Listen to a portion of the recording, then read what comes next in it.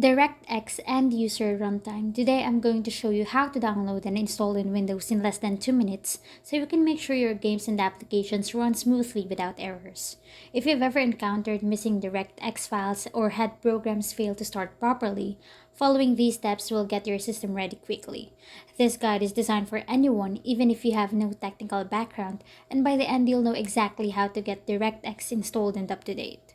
First, check which version of Windows you're using, as this ensures you download the correct installer.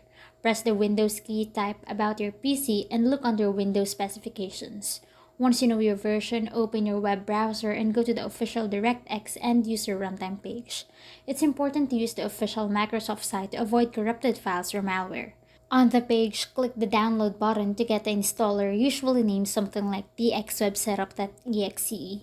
After the download finishes, locate the installer in your Downloads folder and double-click it to start the setup. A simple window will appear asking you to accept the license agreement. Read it if you want, then click Next or Accept. The installer may show optional software or updates. You can uncheck anything you don't need to keep it simple. The setup will then automatically copy all the required DirectX files to your system.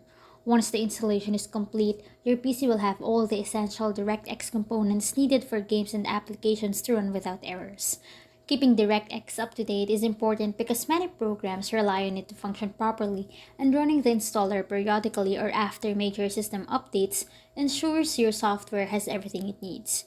Following these steps takes only a few minutes and gives you confidence that your Windows system is fully equipped for optimal performance. By the end of this process, your PC will be ready for any application that requires DirectX.